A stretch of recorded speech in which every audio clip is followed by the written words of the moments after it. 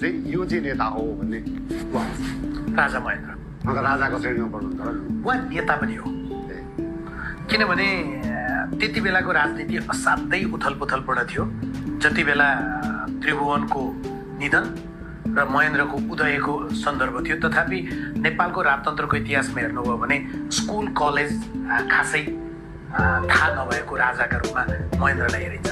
तर उहाँले त्यति बेलाको नेपाली कङ्ग्रेस होस् होइन या त्यति बेलाको कम्युनिस्ट पार्टी होस् हुँदै जो छोटो समय शासन गर्नुभयो नि, त्यो समयमा राजनीतिक रूपमा भारतसँग, चीनसँग या अन्य मुलुकसँगको सम्बन्धदेखि नेपालका राजनीतिक दलहरूसँग उहाँले देखाएको क्रियाशीलता र विकासप्रतिको उहाँको दृष्टिकोण, यो मुलुक विकास गर्नका लागि नेपालका मात्रै मान्छेले हुँदैन, नेपाललाई माया गर्ने बाहिर पनि छन् भने तिनलाई पनि ल्याएर तपाईँकै संसार यो चलचित्र क्षेत्रमा, गीत सङ्गीतको क्षेत्रमा कति मानिसलाई उहाँले ल्याएर स्थापित गर्नुभएको छ नि।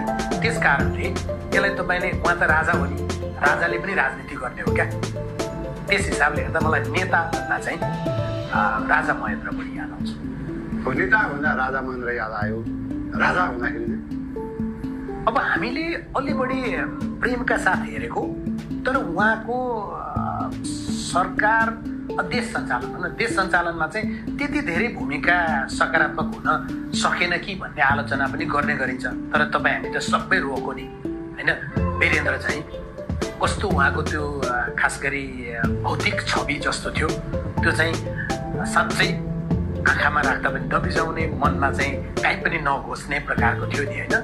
तर अब राजा भनेर त पृथ्वीनारायण शाह अहिले जति छन् नि, यी अहिले चलन चल्तीमा जति नामहरू हामी सुनिरहेका छौँ ती मध्ये एकजना नेताको नाम भन्नु पर्यो भने छैन। यो दुर्भाग्य हाम्रो होइन, यो दुर्भाग्य होइन, यो मेरो दुर्भाग्य हो। मलाई यी नेताहरूसँग काहीँ न काहीँ केही कमी लाग्यो। तपाईँलाई मैले केपी शर्मा ओली भने केपी शर्मा ओलीसँग धेरै चिज छ, तर उहाँले समयको चाप, माग र वस्तुस्थितिको सही विश्लेषण गर्न नसक्दा उहाँ बालुवाटारबाट चन्दनबाट गुन्डु जसरी पुग्नुभयो, यो बेलामा उहाँ नेता हो भन्न सक्ने अवस्था छ त? या पुष्पकमल दाहाल 2064मा एउटा अथाह सम्भावना र प्लेटफर्म हामीले दिएका थियौँ, तथापि उहाँको पछाडिको 11 वर्षको युद्धमा राज्य पक्ष र उहाँका विद्रोही पक्षका तर्फ 17,000 मानिसहरूको ज्यान गयो, हाम्रो खरबौको क्षति भयो, मुलुक आर्थिक रूपमा कति पछाडि पर्यो। तर उहाँलाई अवसर दिएको नि, तर त्यो अवसरलाई उहाँले बारम्बार प्रधानमन्त्री हुन प्रयोग गर्नुभयो त। 6 पल्ट प्रधानमन्त्री हुन्छु भन्ने भाग्ने बेलामा लसार पसार भेट्ने शेरबहादुर देउवा होइन, या पछिल्लो पुस्ताको तपाईँले हेर्नु भने गगन थापाको कुरा होला, रवि लामिछानेको कुरा होला, या प्रदीप पौडेल, योगेश भट्टराई होइन, या अहिले कुलमान घिसिङ, उहाँको पनि पार्टी छ के अरे होइन। उहाँहरूको कुरा गर्दा उहाँहरू जनताले तिमी चाहिँ मेरो प्रतिनिधि हो है भनेर ढुक्कले भन्न सक्ने छवि निर्माण गर्न सक्नु भएन। म एउटा आम जनता हो, त्यस कारणले भने हिरो भन्ने बित्तिकै चाहिँ राजेश हमाल। हिरोइन हिरोइन चाहिँ यस्तो छ, म तपाईँलाई के सम्झिन्छु भने हामी स्कुल पढ्दा चाहिँ तपाईँ त इन्डिया पढ्नु भएको होइन, तपाईँलाई त सजिलो भयो। हामी स्कुल पढ्दा त्यो हिन्दी पनि बुझ्दैन थियौँ, अनि हामी बालुवा बोक्न जानु पर्थ्यो क्या एकपटक वर्षमा। त्यति बेला साथीहरूले पैसा उठाएर एउटा कोठाभित्र, त्यो कसरी प्रविधि त कसरी देखाएको मलाई थाहा छैन, तर बोराले छेकेर अनि हामीलाई फिल्म देखाउनु हुन्थ्यो। अनि त्यो चाहिँ हिन्दी फिल्म हुन्थ्यो, के पनि बुझिँदैन थियो, तर मान्छे त्यहाँ त नाच्थ्यो नि त, अनि फाइट गर्थ्यो, त्यो जम्मै फेरि ब्ल्याक एन्ड व्हाइट, त्यो सबै देख्दाखेरि बडो रोमाञ्चित भइन्थ्यो होइन।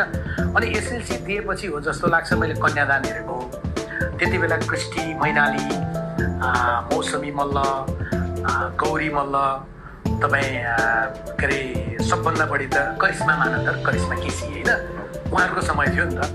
अब त्यो हेर्दै आएको, तर मलाई नायिका भन्दा तपाईँले अलि बढी अभिनयले पनि नृत्यले पनि धेरै कुराले, उहाँ एक समय मेरो छोरीको नृत्य शिक्षिका पनि हुनुहुन्थ्यो मिथिला शर्मा, उहाँलाई पनि सम्झिन्छु। सिनेमा भन्ने बित्तिकै चाहिँ नेपाली, तपाईँले नेपाली नजोडेको भए म अर्को केही नाम भन्थेँ होइन। सिनेमा नेपाली मलाई चाहिँ साँच्चै दमदार लागेको चाहिँ बलिदान, जहाँ हाम्रो आदरणीय हरिवंश दाजु चाहिँ उहाँलाई हामीले हास्य व्यङ्ग्य या मञ्चमा होइन, किनभने उहाँको त सुरुवाती दिन नै तपाईँ 34, 35, 36 सालमा त त्यसरी सुरु भयो नि त। तर उहाँ अभिनयमा पनि उम्दा हुनुहुन्छ भन्ने चिज चाहिँ, र त्यो पनि सिरियस भूमिकामा, एउटा क्रान्तिकारी भूमिकामा प्रमाणित भएको चाहिँ त्यो हो जस्तो लाग्छ। अब हेर्न चाहिँ मैले अहिलेसम्मको आम्दानीको हिसाबले सबभन्दा धेरै कमाएको पूर्णबहादुरको सारङ्गी पनि हेरेको छु होइन। तर बलिदान सिनेमाहरू चाहिँ नियमित रूपले हेर्नुहुन्छ? हेर्थेँ म। तपाईँलाई रमाइलो के थियो भने यहाँको मानस